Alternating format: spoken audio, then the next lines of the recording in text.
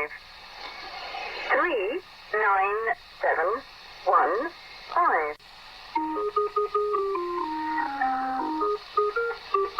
Hello and welcome to Bigfoot for Breakfast, home of the mysterious and the macabre, where we sit in the studio every week, hang out, drink a whole lot of coffee, question the existence of palmetto bugs and possums, and of course, like every other day, challenge conventional thought.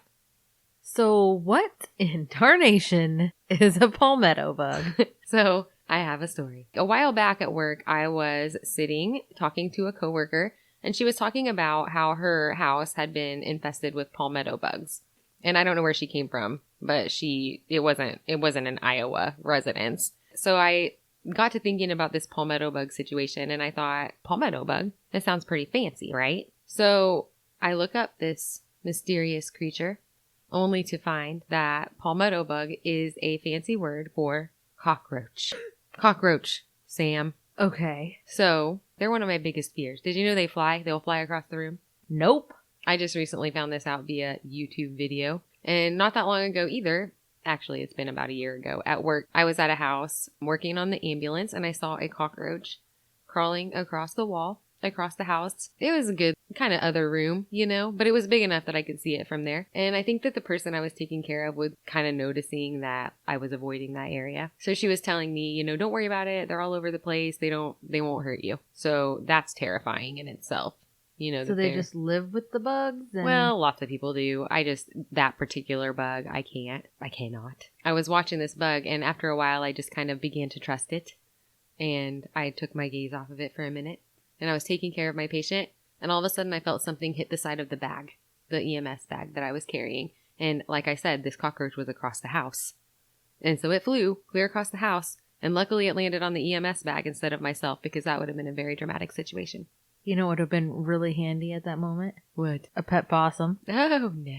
So that leads me to another story. Okay, so I was sitting in the garage not that long ago, and I was talking on the phone when I saw something kind of out of the corner of my eye, and we have these inset windows in the garage.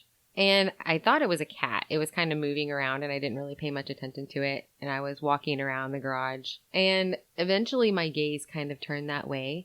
And I was probably about 3 to 4 feet away from this mysterious creature. And I noticed that it was not a cat at all. It was, in fact, a possum. So this possum was glaring at me in anger with its mouth gaping open. And so I did the only reasonable thing that a 35-year-old woman in my situation would do. I ran screaming out of the room, and I called my dad. Daddy! So Dad reluctantly came over. He was trying to put me off, but it was pretty imperative that he come at this very moment. So he came over, and he walks straight over to this possum, and he picks it up by the tail and just holds it there. And he's like, so do you have something that I can put this thing in? Which I had not thought that far ahead. So no, I did not. So he walks straight over and he grabs a feed sack. So I don't know if you guys have seen the opening of just a regular feed sack, but it is not big. And so he's holding this thing open, and he's like, I don't know if you've ever seen a possum in person, but they are big. They are big. They are big. I think it was bigger than the opening. So he's telling me to hold this sack open while he just dips the possum head first into it, and then he wants me to close the sack around it. So I'm like, no. Ner. That's a ner for me. I'm not going to. And so then he's getting madder and madder because I'm scared of it. So we had to find something else. And eventually we finally got this possum out of my garage. Meanwhile, she's screaming hysterically, uncontrollably and nonstop. It's like a innate response. Like just like a continuous scream. And he's getting pretty annoyed about it. And so he finally took this possum away, and it remains alive for all you possum lovers out there. For the record, she responds the same way to bats. Yeah. You want another story time? Story time. No. Should we save this one? So, anywho, let's move on. Okay, let's move on. Many possums with wings can be saved for another time. You are aware we're in this very room where the bat last attacked. Okay. Anywho, I wish I had TikTok back then, because that would be the ultimate Iowa check. Right? Possums. Possum in your garage? Check. You're from Iowa. Iowa. We've got to at least get into the annoying part where we ask you very firmly, but politely, to please make sure that you push the subscribe button on whichever podcast app that you're listening from, and please leave us a rating and a review, because this helps us out tremendously, and we appreciate the feedback very, very much. Also, the best way to spread the word about a podcast is definitely by word of mouth. So if you know anyone who might enjoy the show, please tell them about us. Anyone and everyone. You can add us on all the major social media platforms: Facebook, Instagram, Snapchat, Twitter, TikTok. Do it. Aside from the show, this is where we share information about contests that we're having and where you can win free stuff like t-shirts and cups. Who doesn't want a cup? It's super easy to enter these. And who doesn't like free stuff? So right now we're actually having a contest. All you have to do is invite some of your friends to like our Facebook page or leave us a rating and a review and screenshot whatever you do. Leave it as a comment underneath the contest announcement on Facebook and you are in it to win it on the Wheel of Winning. Yeah. I remember when you called it the Wheel of Winning, and now it is continuously named this. So we will spin the lucky Wheel of Winning via Facebook Live on Leap Day, February 29th, and we'll see who wins the Leap Day loot. Leap Day loot llama. We also want to take a few minutes to let you in on some recommendations that we have for some other shows. We know a few that may pique your interest. The Question Everything guys, Semper Fi Rob, Sean, and the Mick host a show where they pick a different topic every week that usually seems to coincide with issues that we seem to be facing at the time as American people, and they discuss it. They usually do a Facebook Live every Saturday, and then they'll post the edited version to the podcast platforms a few days later. They also take call-ins from guests who have anything to say regarding the topic that week. So if you can relate in some way or have an opinion, get on their Facebook Live and give them a call and chat them up for a while. MWP is another show that you guys should check out. Chach and Josh are funny and their conversations flow really well. They talk a lot about movies, wrestling, politics, whatever else comes up through the episode with a lot of jokes and a lot of great personality. So check them out. You won't regret it. The Kensington Corner with Tom and Jeff is another great show. They tackle the problems of the world one thing at a time, but they focus a lot on health and overall well-being, both mentally and physically, from a man's standpoint. And we found their show to be really interesting because they aren't afraid to really get into the everyday struggles that guys face, especially with mental health and stress. It's a really honest show, and one of them is a veteran, so they promote various causes associated with the mental health of veterans as well, which we think is incredible because it's a very important topic and our nation's veterans don't get the love and support that they deserve. Any conversation that can be had about how to improve that is fantastic. So now that we've got the business stuff out of the way, we'll get on to the really important stuff, the story at hand. Left hand or right hand? Which is what we assume that you're here for, after all. And today we have something a smidge different for you. It's more of a current event, actually.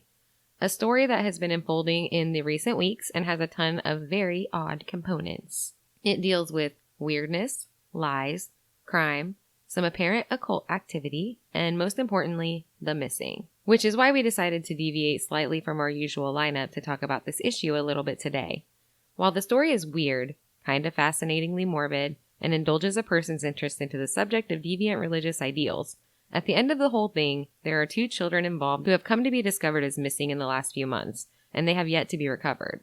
While these things haven't seemed to involve the Midwest, but are more unfolding on the western end of America, we still feel it's important to do our part to help spread the word about these 2 kids and the events that have surrounded their disappearance. And so here we are. Hopefully very soon, some answers will be found, and we hope very much that these kids will be found as well, and reunited with the remaining family who seem to miss them tremendously.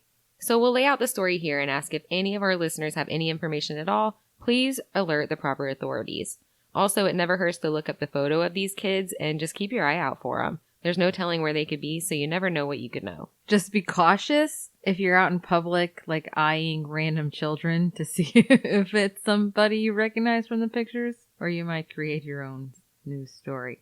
Nah. So, the entire story has to begin with a woman by the name of Lori Vallow. A few days ago, she was arrested on the island of Kauai and sits in jail there with a $5 million bail, and it sounds like that's just where she belongs. The first report that I read about this story was back on December 20th, and it was a news article that I had seen by Fox 13 Salt Lake City in which they talked about how law enforcement agencies all over America were looking for a couple of kids, and these kids were believed to be seriously endangered. Now, we see these types of news articles pretty frequently, and most of the time there's a pretty quick update stating that the missing child has been recovered and is well, and then sometimes there are the occasional more heartbreaking endings. But this story has been very different. I further read that the police were looking for the mother as well and her new husband. And further, the kids had not been heard from for weeks, as per one of the reports. On November 26th, Joshua, otherwise known as JJ, his grandparents called the Rexburg, Idaho Police Department after they hadn't heard from him in a substantial amount of time, and they had become very concerned. The Rexburg PD promptly went to the address provided, and this was the house of Lori Vallow, JJ's mother. When they arrived at the home, it seems that the police first encountered Lori's brother, Alex Cox, and a man named Chad Daybell outside in the yard. Keep Alex in mind because he's an important player throughout the story as well. Alex is kind of a complicated character, it seems. I can't find anywhere that he's ever been married or that he's ever had any kids himself, but the more we dive into this whole situation, Alex will pop up frequently. He is described a few times in different interviews as fiercely loyal to his sister Lori. I'm not sure if he was living with her at this time or if he just happened to be visiting. When the police asked the two men about JJ, Chad Daybell immediately backed off, stating that he didn't know Lori very well and he acted as though he really knew nothing about the situation.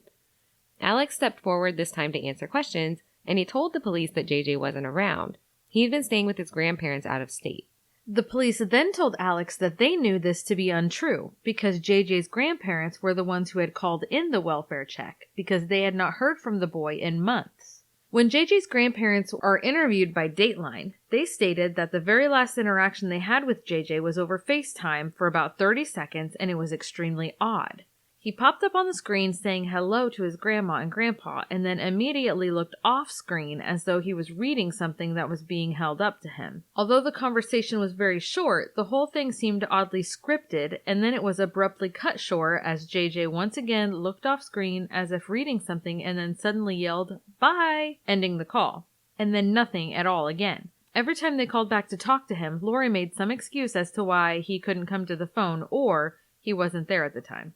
When the police told Alex that they knew JJ wasn't with his grandparents, Lori casually came around the corner and said that Alex was wrong. That JJ wasn't with his grandparents, but that he was staying with a friend of hers down in Arizona named Melanie Gibb. You see, Lori and her children had just moved to Idaho from Arizona, and this was a friend that JJ had been very close with, along with her children. No big deal, right?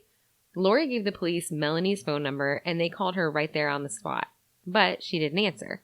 Police then requested that Lori call her directly, as she may be more likely to pick up the phone if she knows the caller. Lori then told the police that it was unlikely that Melanie would answer anyway because she had been planning to take JJ to the movies at that time.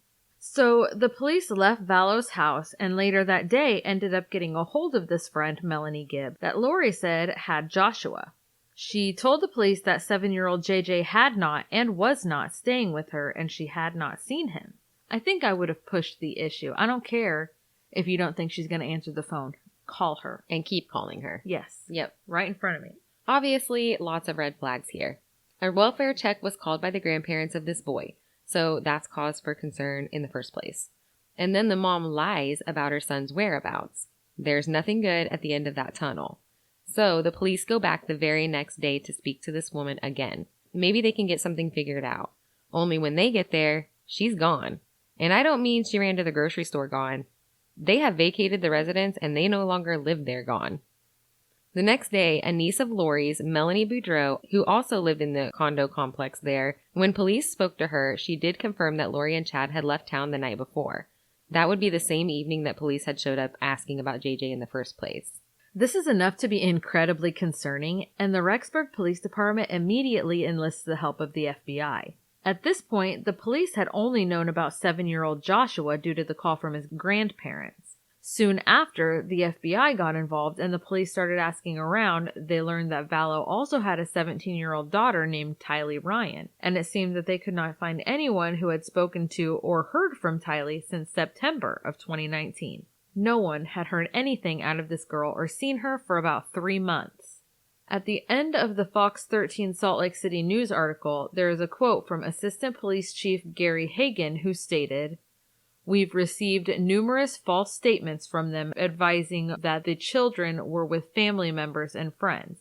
We are deeply concerned about the children and their safety." So like we said, the kids have been missing since September. Strangely, though, it sounds like transactions have been discovered to have occurred on Tylee's debit card and on her Venmo account, and those were in October. So those are also being checked out by the FBI. But in order to tell the story more effectively, we've decided to take it back a bit to the beginning of this family's story. Lori, at one time, was just a regular mom. In 2006, she was single and living in Las Vegas with her young daughter Tylee when she met and married her fourth husband. This new husband was a pretty successful guy who, by all accounts that I could find, was really good to Lori and Tylee. His name was Charles Vallow. Lori had Tylee and Charles had 2 boys. The family meshed together well. They seemed happy, and Charles was able to provide plenty for the family once they moved to Arizona with Charles. They were a religious family belonging to the Church of the Latter-day Saints, and their whole world revolved around the church and their family. Friends thought that they had a good, respectful relationship, and Lori was one of those moms who seemed like she had it all together. She was always pretty and made up, a good friend, sweet, organized, running around, taking care of the kids and taking them back and forth to activities. She sounds like your typical soccer mom, really. In a Dateline interview, one of her friends said, "Lori was the mom I always wanted to be.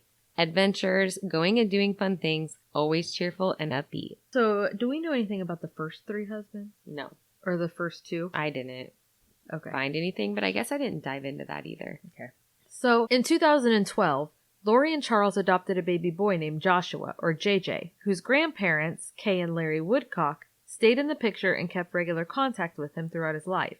JJ's grandmother, Kay, was actually Charles' sister. JJ had some special needs, but blended into the family very well and was welcomed by his new sister Tylee with open arms. JJ's grandparents were elated to see a family like this adopt JJ. They had already known Lori and Charles, being already family, and thought that JJ would thrive with them in a more typical family setting, as Kay and Larry were older and running a business that took up much of their time. They seemed grateful to the Vallows for being so good to JJ and allowing him to stay very much in his life. So was the mother young? Or... I'm not sure why. All it said that I could find was that JJ's parents were unable to care for him. Okay. JJ's grandparents were saddened to hear that pretty soon Lori and Charles had decided that it was time for a change, and this change called for a big move to a place they had always dreamed of living, Hawaii. They made the move and ended up on the island of Kauai. Throughout this move and JJ living in Hawaii, his grandparents continued their regular contact with him via FaceTime, and everything seemed well. JJ was happy, the family was happy, and JJ was thriving, just like they imagined he would. Charles and Lori got a service dog for JJ. Her name was Bailey, and they were very close. JJ was autistic and had trouble with behaviors, anxiety, and sleeping. It was said that Bailey helped him tremendously with his anxiety, and he was hardly able to sleep through the night without her. The dog and boy were totally inseparable. Lori and Charles only stayed in Hawaii for 2 years before returning back to Arizona so that Charles could better run his business. So, we said earlier that the couple was pretty church-oriented.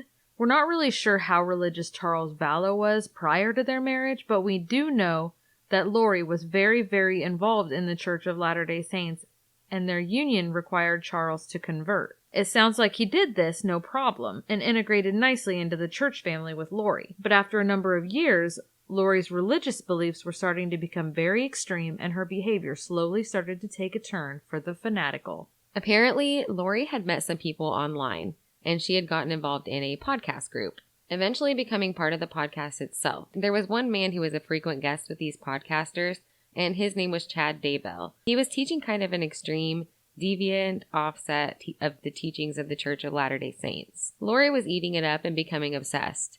She had started talking to her husband, Charles, about being a god, and one of the 144,000 people who would be saved in the end of times, and that she was one of the special ones who were sent here first in order to gather the others. She was telling him that on July 22nd of 2020, the second coming of Christ would be happening. Hold on, I'm going to put that in my calendar. Yeah. So she had become affiliated with a group seemingly through the internet and through this podcast. She called herself a translated being who can't taste death. And she said that she was sent by God to lead these people into the millennium. She allegedly told Charles that she is sealed or eternally married to the prophet of the ancient Book of Mormon, Moroni, and that she has lived numerous lives on numerous planets prior to the one that she is living now. This new religious group that she was a part of seemed to center all of their beliefs around this. She began making threats against her husband, stating that she would murder Charles. She also stated that angels would then come and take his body away. According to court documents from ABC News, she also stated that she didn't want anything to do with her family due to the important mission that she had to carry out. In February of 2019, Lori ended up going back to Hawaii and stayed with a friend there that she had met and become very close with the first time that she and Charles had lived there with the kids. At this time, Charles filed papers to divorce Lori. The friend that Lori was staying with was also interviewed by Dateline. In this interview, the friend stated that Lori showed up here without JJ, only Tylee was with her, and Tylee was unnaturally quiet and was very defensive of her mother. Lori's friend made statements that she came back to Hawaii very different. She was erratic and disorganized, saying the same things to her that she had to Charles before leaving Arizona. She told her friend that she and Charles were getting a divorce because Charles had been having an affair, and that he had been really mean to her. Her friend stated that she didn't really think that the things was adding up at all. She had known Charles also, and none of this sounded like him. Later on, in the weeks of the visit, Lori changed this story and told her friend that she was part of the 144,000 people who were to be saved in the second coming of Christ, and that she, along with a few others, had been sent to gather these people. Lori told her friend that she was also one of the 144,000, and that's why Lori had come to Hawaii, to gather her. The friend politely declined Lori's offer. I'm afraid I do not want to be gathered. Thank you. Please return my stapler. That's another nerve. I'm guessing that JJ must have stayed with Charles during this time that Lori was in Hawaii, because not only did Lori's friend say that JJ was not with her, but in March of 2019, it seems that Charles had pulled JJ out of his school in Gilbert, Arizona, and told them that JJ was going to go stay with family in Texas because Lori had, quote, lost it. In his defense, it does sound like he was having a pretty rough time with her. Apparently, prior to his filing for divorce, while he was on one of his business trips, she called the airport and canceled his return flight home, and then went to the airport and took his truck. When he got home, all of his clothes and all of JJ's clothes were gone, and she had taken right around $35,000 out of his business account. I tell you what, that is harsh. To cancel someone's flight home. If that doesn't say it all, I don't know what does. During the divorce proceedings, it is stated by Charles Vallow's attorney, Stephen Ellsworth, that Charles was expressing genuine fear for his life, and under our advice, he obtained an order of protection against Lori Vallow. Probably a good idea. This quote comes from a statement that was sent to ABC News from Stephen Ellsworth.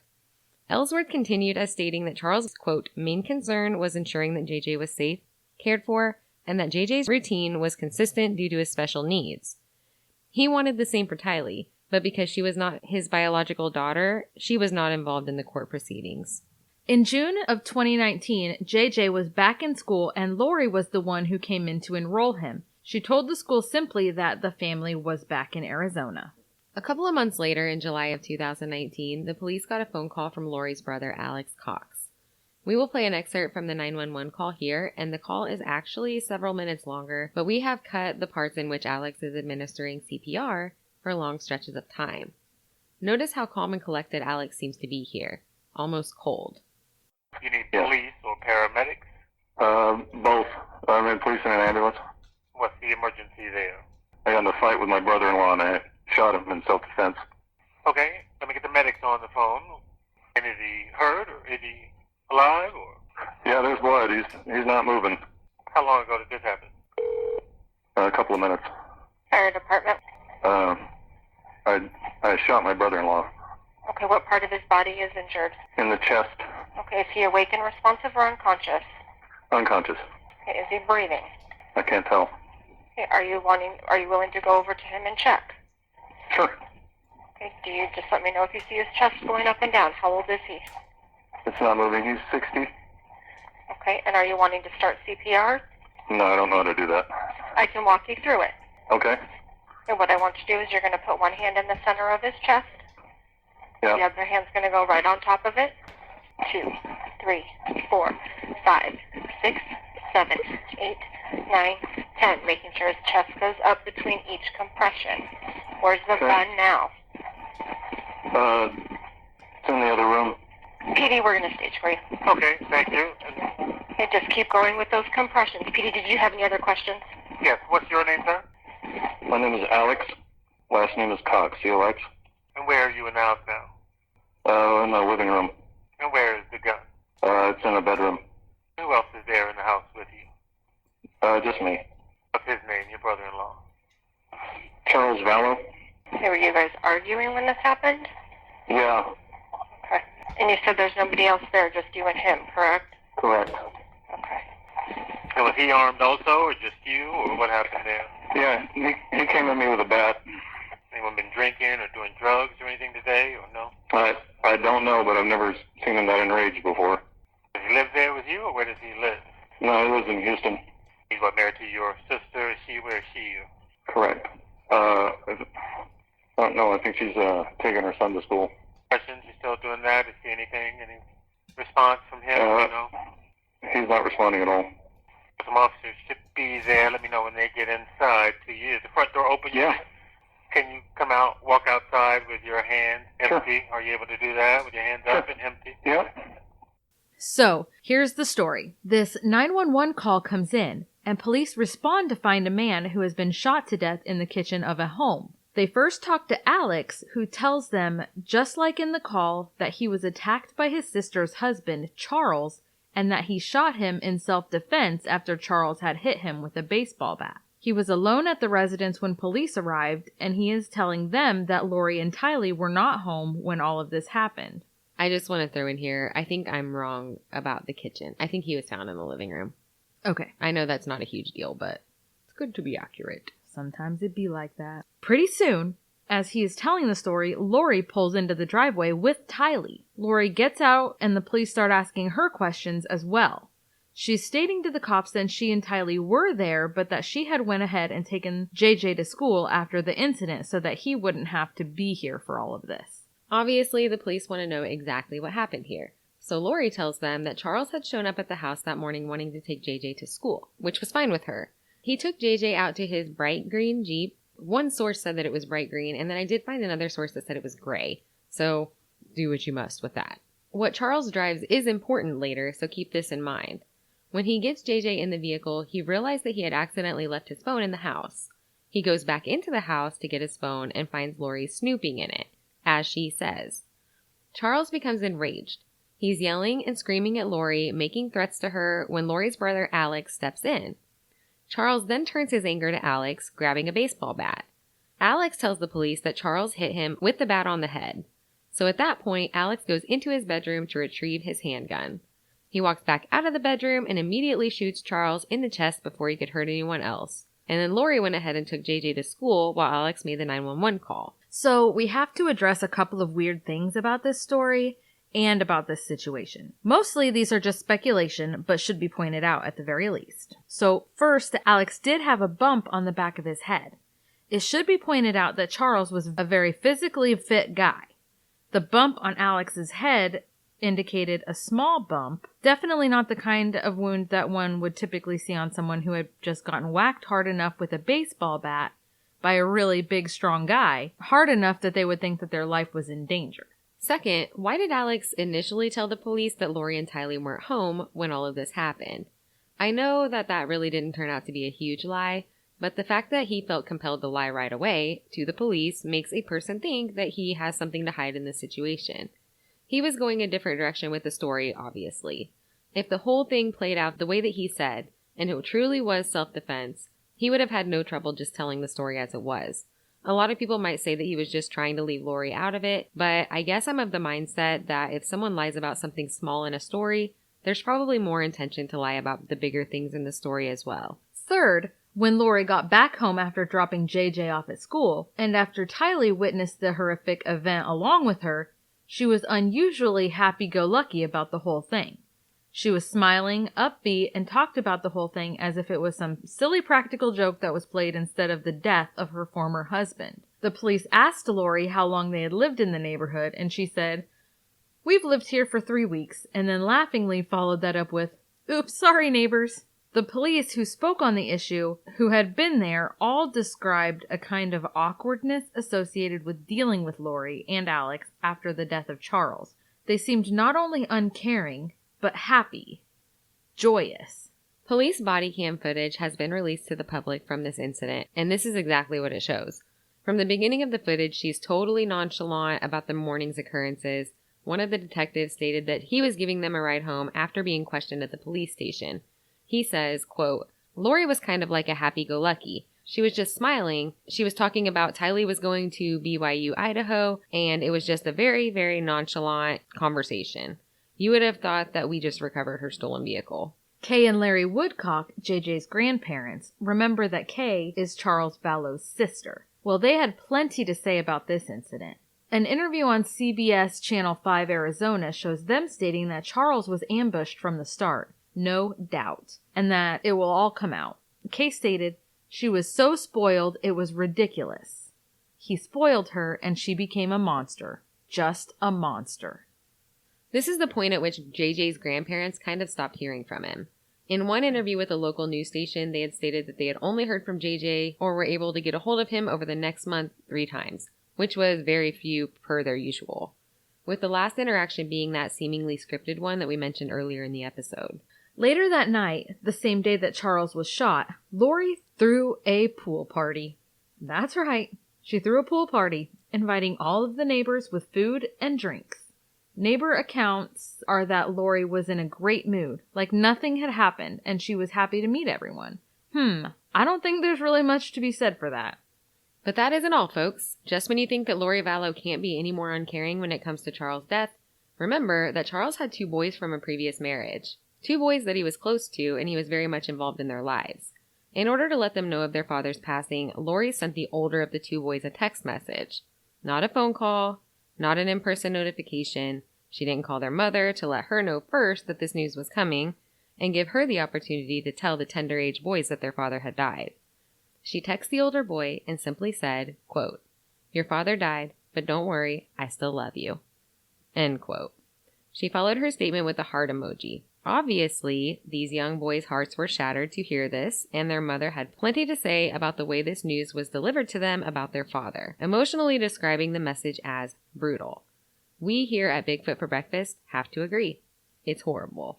Very horrible. Who does that? Mm. Even a phone call is almost too impersonal for something like that. Totally agree. We aren't really sure how relevant this is, but there's another piece of information that we feel should be included in the story. Remember, Tylee Ryan was not Charles' daughter, so we found ourselves wondering about where her father was in this picture.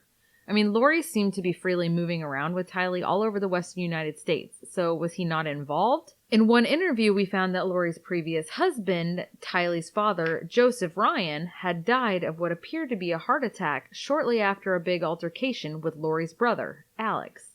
Like we said before, we're not really sure if this is necessarily mysterious, but it's definitely worth mentioning because as we dive deeper into this situation, you'll see why it might be relevant and highly suspicious. August 30th marks another important day in the timeline of this story.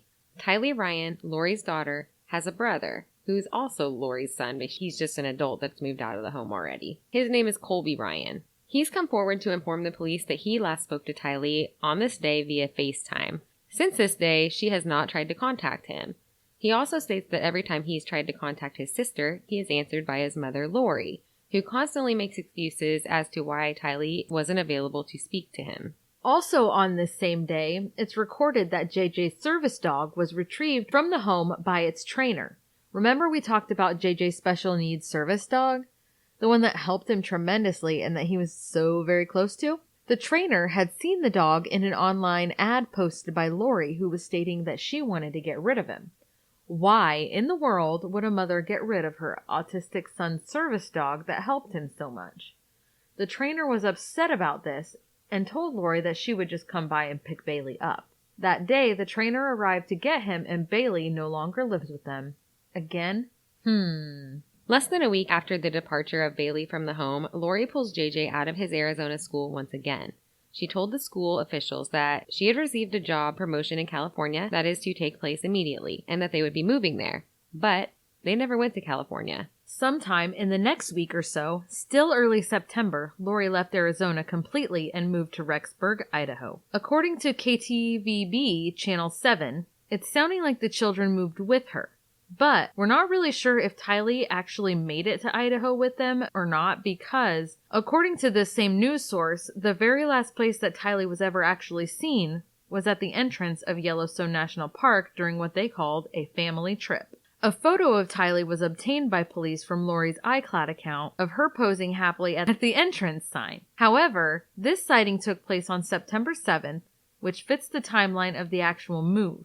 So were they on a family trip to Yellowstone, or did they just stop there on their way to Idaho? We can't really tell. Another news source stated that it was believed that Lori moved with the children on September 1st or 2nd, and that both children were observed by the residents of the Rexburg neighborhood. It was the next week that Lori and Alex took the kids to Yellowstone National Park, so statements kind of vary here. Even though we aren't completely sure that Tylee ever made it to Idaho, we can say that it is certain that JJ made it here for a certain amount of time. Because one of the last physical sightings of JJ outside the family is on a doorbell camera belonging to one of the neighbors.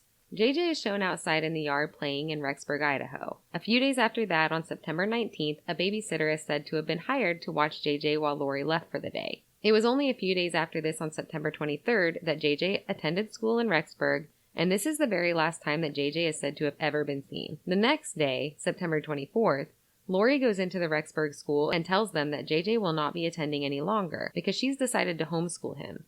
Later, school officials from the Rexburg school would tell police that no records had ever been requested for JJ after this interaction with Lori, which would be typical for someone who planned to homeschool their child. JJ's babysitter is also dismissed on this day. Lori told her that JJ would be going out of town to stay with his grandparents and that it would be weeks before he would be back in Idaho. But remember that JJ's grandparents were the ones who would report him missing in the next few months because they had not seen or heard from him. There were no arrangements made for him to be staying with them. Speaking of JJ's babysitter, Lori had found this girl on the popular babysitting website care.com. And later, after she shared her statement with the police, she also shared it with Fox 13 News, who read excerpts from the statement. She told them that Lori said that Tylee was living in Rexburg as well, but that she was going to college and might show up from time to time to do laundry. She said that Tylee didn't like watching JJ without being paid and was busy with school. And this is why Lori needed a babysitter. Lori had told her that only she and JJ lived there full time, and that is what had appeared to the babysitter to be true. In the babysitter's statement, she also said that JJ needed to have his medication right before bed because it makes him tired really fast. She joked with her that sometimes when they had a tough day, she would give it to him early so he'd go to bed and she would get a break. She said that Alex then showed up and was quiet before he and Lori left together, and that JJ was upset that she was leaving. For the record, Rexburg police have stated that one of the things that was left behind in the townhouse when Chad and Lori fled to Hawaii was JJ's medication. It had not been filled since they arrived in Idaho. A week or so after JJ's pulled from school and his babysitter is fired, Lori rents a storage unit and is seen going back and forth between her home and the storage unit many times over the next month. As if things aren't crazy enough in this story, believe it or not, it gets worse. Much worse. When Lori moved to Rexburg, her brother Alex moved with her, along with her niece, Melanie Boudreau.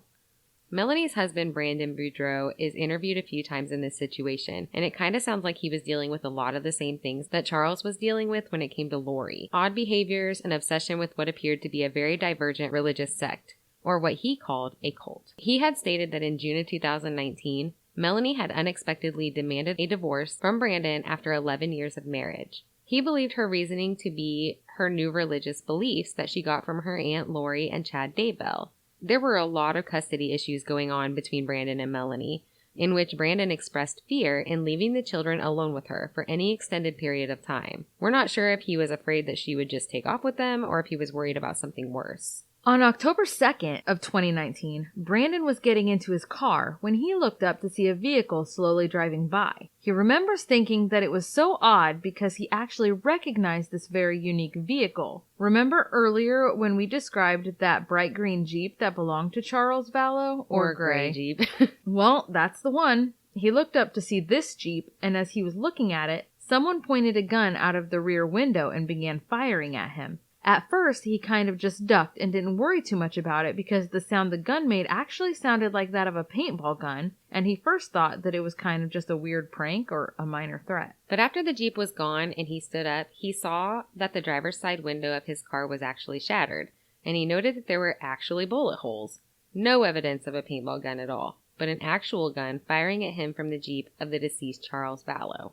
He then realized that the sound that he heard was not that of a paintball gun. It was a silencer. The bullets had to have flown just inches above his head.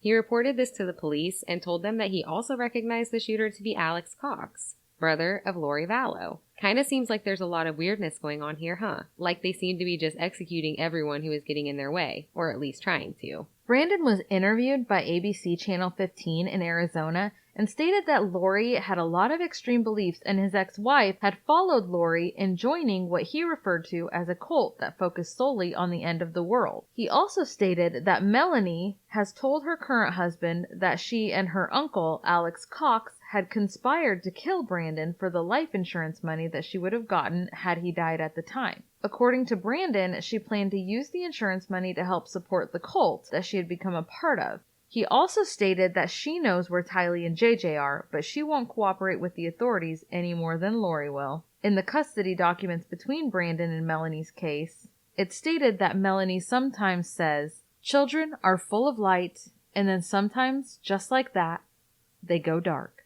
Whatever that means, it sounds horrible and ominous. In the same court documents, Brandon states that Lori and Melanie are a part of a cult where people, adults and children alike, are killed off like flies. This shooting is still under investigation as she completely denies all of this and no charges have been brought against her thus far. But it doesn't even end there. A little over 2 weeks after the drive-by shooting attempt at Brandon Boudreaux, a woman passes away in Idaho, who would turn out to be connected to this never-ending mystery. Her name is Vallow-Daybell. Tammy is a seemingly healthy, active, young 46-year-old librarian who was very well liked in her community. Her death came as a huge surprise. Tammy went to bed one night with a really bad cough, according to her husband, and inexplicably passed away while sleeping. Her husband was Chad Daybell, and according to police statements, Chad acted completely appropriate in relation to the unexpected death of his young wife. He seemed like a very distraught, newly widowed man. Tammy is examined by the county coroner, and her cause of death was initially listed as natural causes, and she was sadly buried by her grieving family. Her obituary describes a life in which she married her college sweetheart and shared his beliefs. She worked while Chad finished school and then became a full-time mom. She was loving and encouraging to her children and helped Chad found and run the Spring Creek Book Company, acting as the CFO and designing book covers for him. She later became the librarian at Central Elementary School in Sugar City, Idaho, and was loved by all who knew her.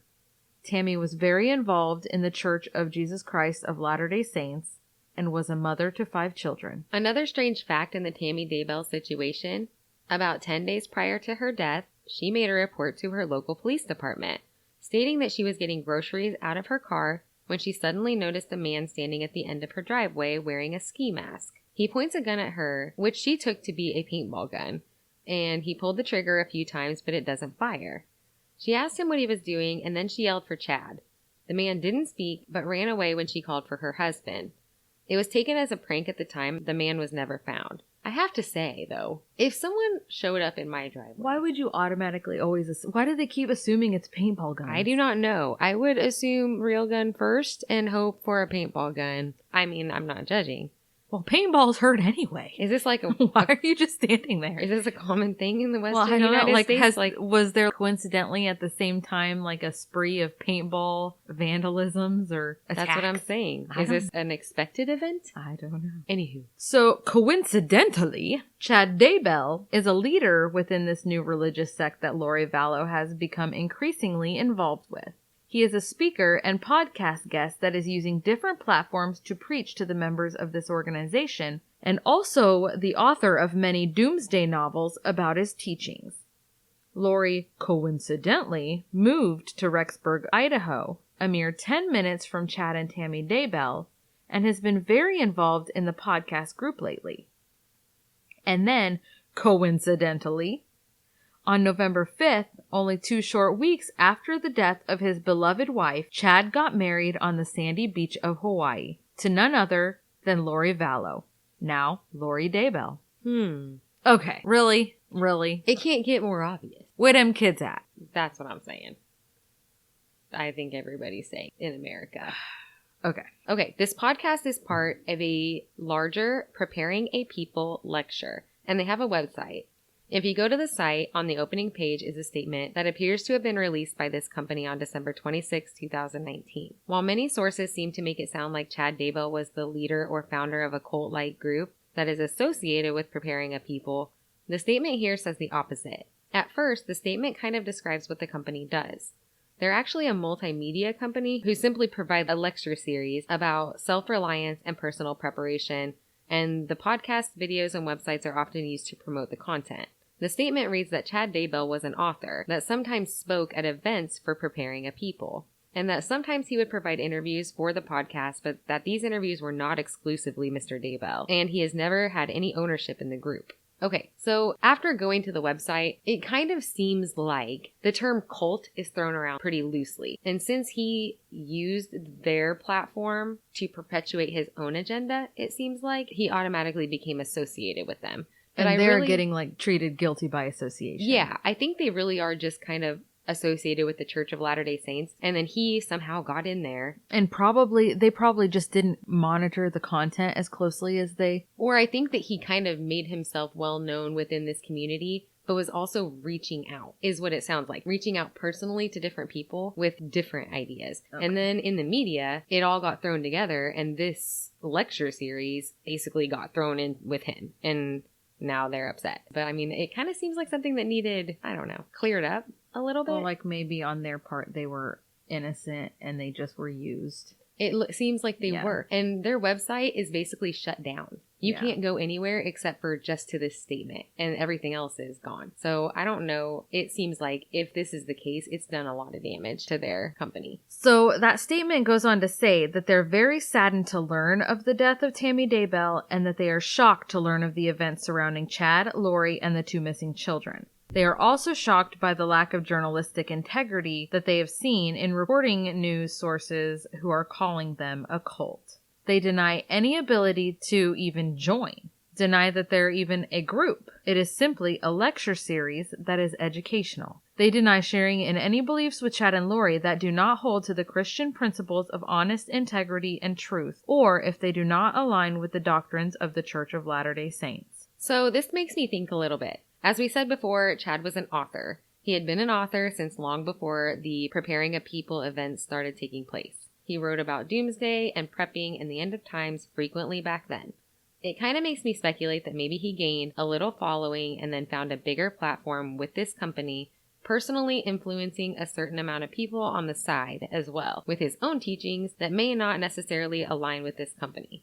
I'm sure that this company might have been used, like we said before, and while Chad Daybell and Lori Vallow's beliefs may have been somewhat cult-like, I'm not sure that their beliefs really aligned with this company whose platform they may have been using to perpetuate their own agenda. If this is the case, which it seems to be, I would be upset too.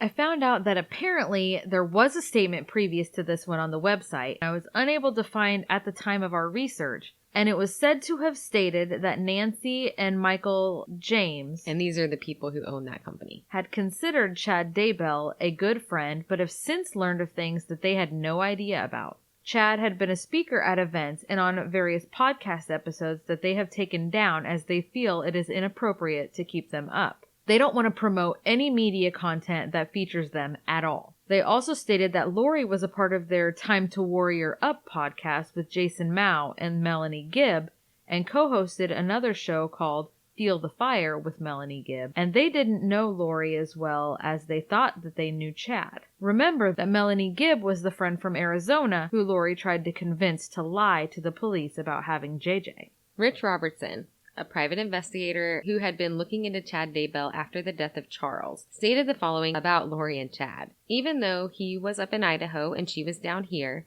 there seemed to be a very close, almost intimate relationship between the two. If you read some of the things that have been written by them, what he referred to as a cult, about their activities, this is the extreme end of any religious beliefs. And the charismatic figure that seems to be tying them all together is Chad Daybell. 3 weeks after the happy union of Chad and Lori, after they had been settled back in Rexburg, Idaho, the call came in from JJ's grandparents and the welfare check was executed by police. Remember that the couple had told the police that JJ was staying in Arizona, but that turned out to be false, and then police returned to the townhouse with a warrant, only to find that Chad and Lori had left Rexburg completely, and by the look of the house, they intended to leave for good. Not only has it been a few months since literally anyone has seen these two children, JJ and Tylee, upon further investigation by the police, it is found that the two kids do not appear to have flown to Hawaii with Chad and Lori either. Only 2 adult plane tickets were purchased, so they had gone there alone. Where are these kids? The police follow up on leads that they got from neighbors and executed a few search warrants of specific houses there, finding nothing. Neighbors in Rexburg told them that they had last seen Chad and Lori packing things up and out of the house later the same night that the police had come by asking about the kids. Wouldn't you think that since the neighbors knew that the police had been there and then suddenly they see them fleeing, wouldn't you call? I don't even know, because you know how people are. Most of the time, especially in neighborhoods like that, it was kind of a more affluent. I don't know. People are nosy as shit. It really goes either way. Either they are, or they're going to mind their own business. And they didn't really know them. They had barely lived there. Which I guess would make me more suspicious. If I saw the police at my neighbor's house, and then later that night see them packing up to leave town, I'd be like, 911? It's not like the police swarmed their house. It was one police car who was just standing in the yard talking to them. And then he left. There was no arrests. I don't think I would think it was suspicious. I would assume they were just talking to the cops about, who knows, they could have been reporting something. I guess at that time, I wouldn't have seen it as that suspicious. But you have been a cop, so, you know. I'm just paranoid. You think everybody's cray. See something, say something. Highly suspicious. I talk to the cops all the time. Dad doesn't count. Dad's friends? Okay. Moving on.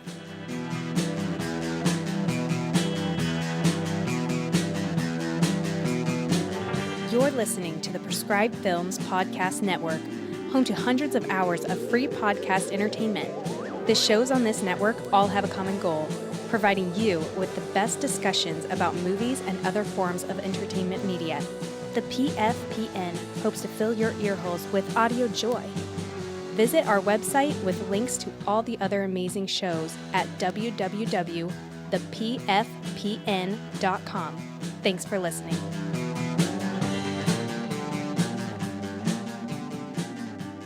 They also searched the storage unit that we had mentioned earlier and basically found all of JJ's belongings within it. It was about this time that the police received a phone call from the friend of Lori's in Arizona who supposedly had JJ. She had a few extra details to add to the fact that she did not have the boy. She's now saying to the Rexburg police that not only was Lori lying to the police about JJ's whereabouts, but that Lori and Chad had called her and specifically asked her to lie to the police and tell them that JJ was safely with her. Now, the police are almost in a panic at this point. If it wasn't incredibly obvious that Lori Vallow's kids were in danger before, it definitely is now. The police in Arizona had made the connection between the death of Charles Vallow and that of Tammy-Daybell, and called the local Idaho Police Department to ask them a few questions. Here are some of the released recordings from that questioning. Daybell?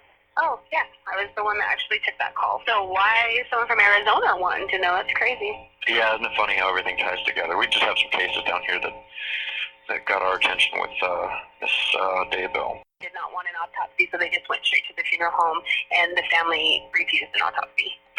The family said they don't want an autopsy, therefore the coroner just signed off then and there, and then the funeral home took Miss Daybell. Is that how that works? Yes, that's pretty much how it works. In an interview with the retired Fremont Police Deputy Chief by CBS Channel 5 Arizona is shown on YouTube, in which he explains that the refusal of an autopsy by families is not uncommon at all. A lot of times this is due to personal beliefs, or it could also be a red flag that they could be hiding something. On the other hand, usually in a case like Tammy's, in which a person who is young and has no other medical issues and is otherwise healthy, many times an autopsy will be done even if the family does refuse one. But that was not the case here, though. On December 11th, the police had the body of Tammy-Daybell exhumed, for obvious reasons. What appeared to be the natural and tragic death of a woman now seemed incredibly suspicious due to the surrounding circumstances. An autopsy was performed along with various tests to determine a more definitive cause of death. From what we can understand, those tests are still pending. So what I don't understand is if they're really trying to cover up evidence, and if there was foul play, why wouldn't he have had her cremated? Other than possibly, I don't know for sure what the religious beliefs are in regard to the Church of Latter-day Saints. Or if his Or are if his even cult. the same Yeah. with them.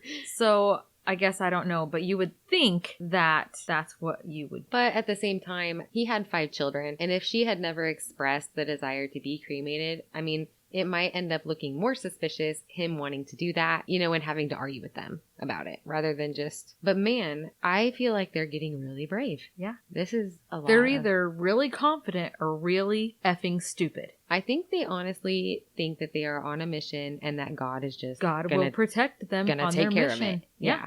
He's just going to take care of It things. kind of sounds that way. That's kind of where I was going to go earlier with this whole, was it July 22nd of 2020? Lori's being so silent about where these kids are. It almost makes me think that in her head, if she thinks that she can just hold out until that day, Then she won't have to worry about it. yeah, Everybody will be gone. Yeah, exactly. And just period. But she can't complete her mission from jail, so, you know, But if they don't have any bodies, there's no murder. but at the same time, they did say that the abandonment charge is a federal offense and it carries up to 14 years. We'll talk about that anyway. Yeah, we'll get to that. 911, where is your emergency? Hi, I need an ambulance. Why do you need an ambulance? I have a older male, a middle-aged male. Breathing? Yes, he's breathing, but very, very highly breathing. Okay, let me transfer you the medics. Do not hang up. Okay. Is this due to a fire medical caller? Are you on the line? Hello, is there anyone there? Yes, this is it. I'm here. Okay, what is the emergency? I have older male here named Alex. He just passed out here on my bathroom. Okay, is he awake right now? I think he's passed out. Okay, you think he's unconscious? Yes, Okay. Is he breathing normally, like you can see his chest rising and falling? I hope so. I have the paramedics on the way, but I need you to try to help me with some information while they're driving there to help him. Okay? Okay. How old is he? He seems to be in his 40s. Okay. Do you know him? No, it's my mother's boyfriend. Okay. And how old are you? I'm 25. Okay. I have the paramedics on the way, so he's in the restroom right now. Okay. Gilbert, can we get you started? I'm already en route. All right, thank you. Okay. Is he on his back or on his stomach? Where is he at? He's on his side. Okay. Can you lay him flat on his back on the ground? I'll try. It's just there's feces there, and I'm trying to just keep cool right now. Okay. I know that's gross, but if we can just go ahead and get him flat on his back, I want to make sure he's breathing, because if he's not, we're going to do a few things. Alex, we gotta get you on your back. Does he seem more awake or more asleep? He's more passed out. Okay. Is he opening his eyes or moving at all? He's breathing. Okay. Is he breathing normally, like his chest is rising and falling? He's not making any weird sounds? Yeah, he's making a very exhale sound like. Okay. If he's doing that, we need to start CPR, so I need you to get him flat on his back on the ground. Okay, I'll do that. Let me know when he's flat on his back, and we're going to give you instructions, okay? Okay. I don't think I could do that, man. I know this is difficult, but you're only helping him, okay? I know, the I paramedics... don't think anxiety or depression. I can't. The best thing for us to do for him right now is to... I know it's not ideal, but you're doing a really good job by helping him if you can do that, okay? Alex, he's not breathing. No, he's too big. Compression. My mother just got here. Okay, give her the phone then.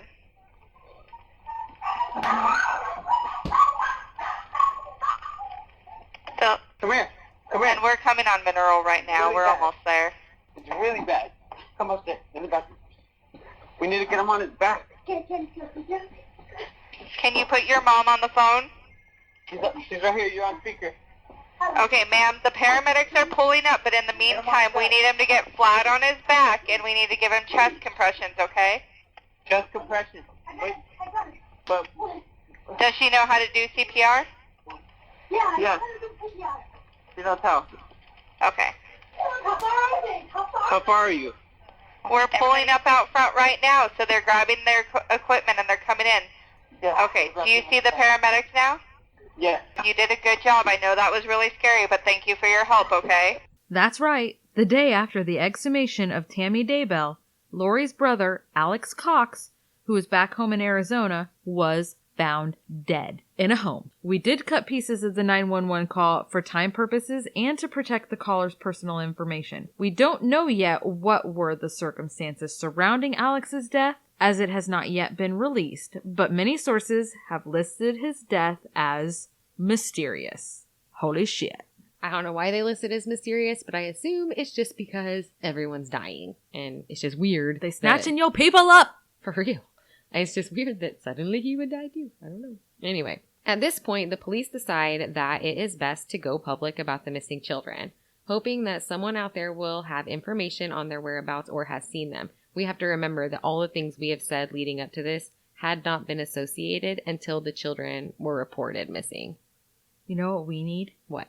We need one of those maps on the walls with the pictures and the red string. Why don't we have one? We're gonna do it. We need to get legit. Let's solve this murder. I mean, we're a mystery, macabre, supernatural podcast who sometimes does true crime, but I feel like we probably need a map. We need an interactive string map to help us. Okay, moving on. We're gonna solve this. That's a lot. That's a tall order. That's a big promise. I need to call my boss and tell her I quit. Don't do that. Don't do that.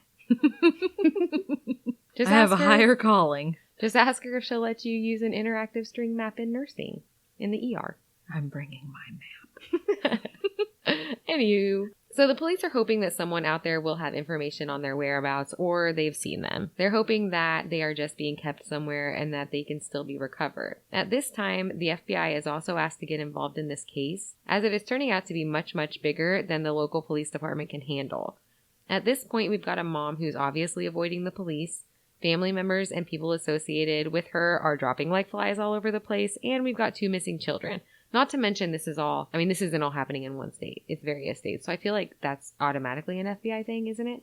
Crossing state lines, typically it would be involving a missing kid, but also it's debatable because they can't prove that the children are crossing any state lines. Yeah, it's such a messed up situation. The information about the missing kids is made available around the country on December 20th of 2019. And the next day, so is the information about Lori and Chad Daybell, who are now wanted for questioning, as of December 20th. It was also publicly stated by the Rexburg Police Department that they believe that Lori knows exactly where her kids are, but she's been completely uncooperative with police's efforts to find them. Oh, she knows. They've gone out of their way several times in several different interviews to say specifically, Lori knows where they are. I mean, there's something that they haven't released that tells them that she does know. Have they dug up any of the yards of these houses? I'm sure that they've looked for evidence of a burial site. I don't know. They obviously haven't found anything like that. On January 7th, 2020, JJ's desperate grandparents offer a reward for any information regarding the whereabouts of their grandson.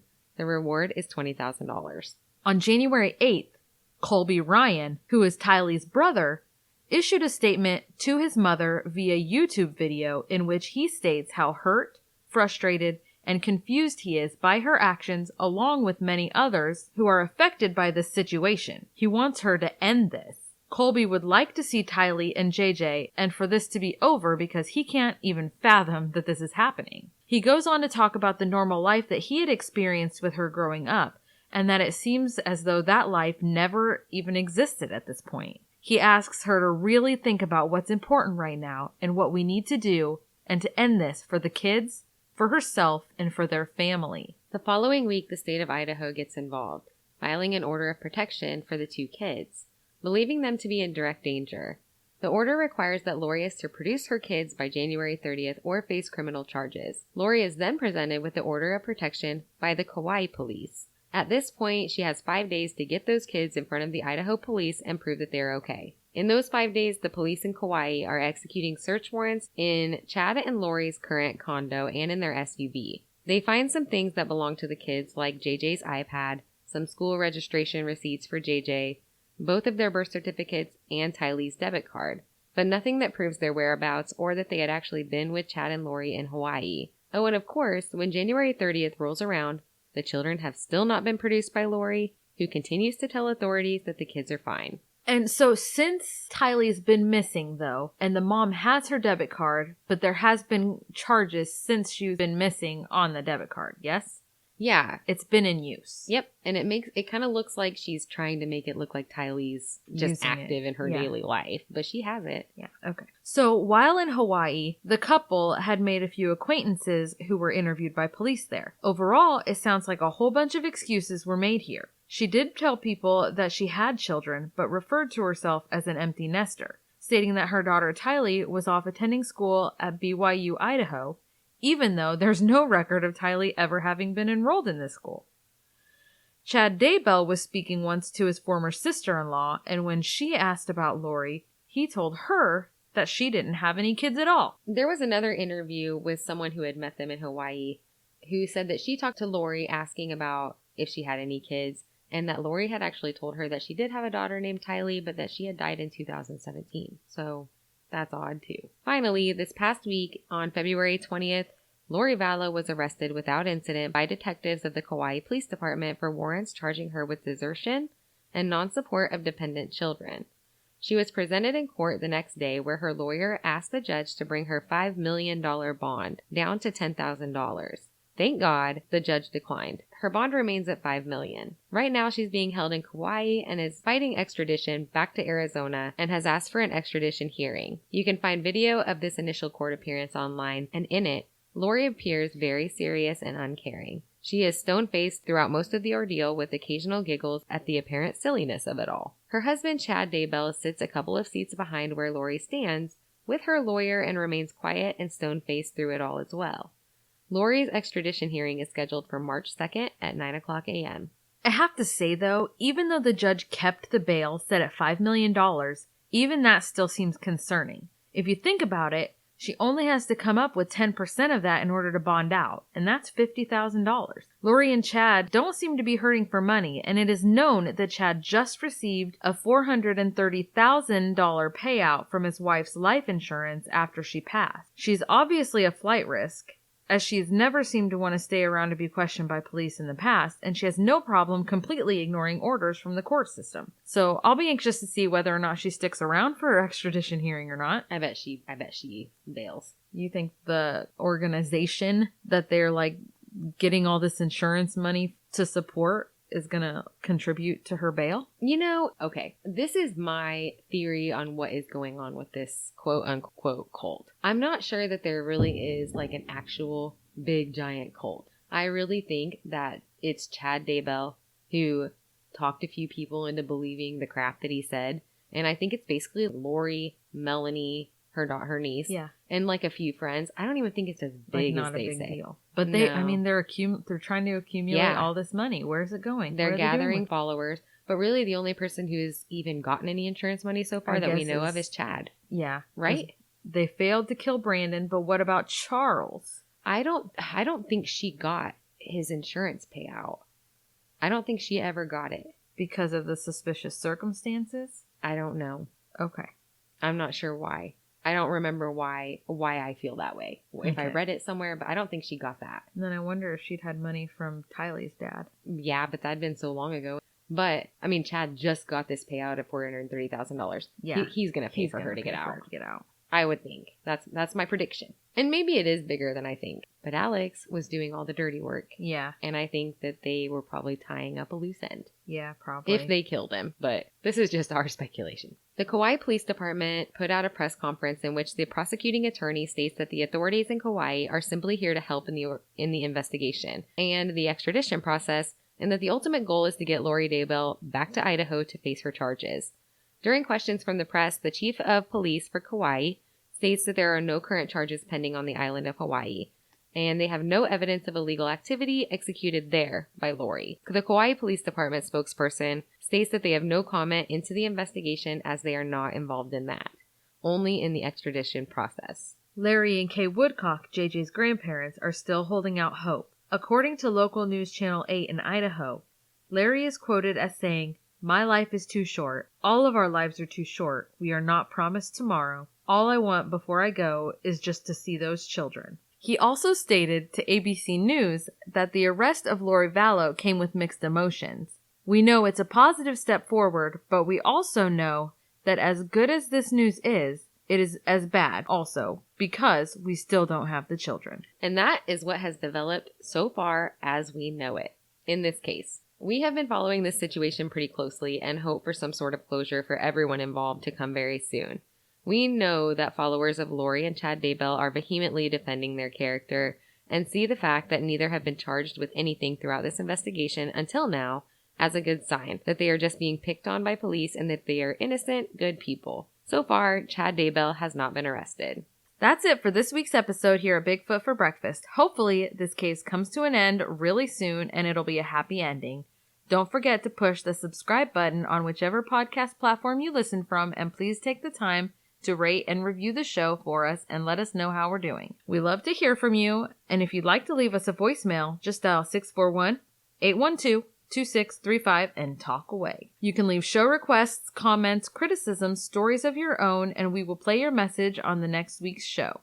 Here at the end of the month, we will be drawing for prizes. One lucky winner will take home a Bigfoot for Breakfast t-shirt or a coffee mug, whichever you choose. All you have to do is push the Invite Friends button on our Facebook page and invite a few friends or leave us a review wherever you listen. Screenshot this and post it in the comments under the contest announcement on our Facebook page to enter. And that's it. Thank you so much for listening. We have a great time doing this show every week, and we get so excited to see it growing in the way that it is. We appreciate each and every listener, and we hope to see you guys back again next week. Thank you. Bye. Come at me, bro.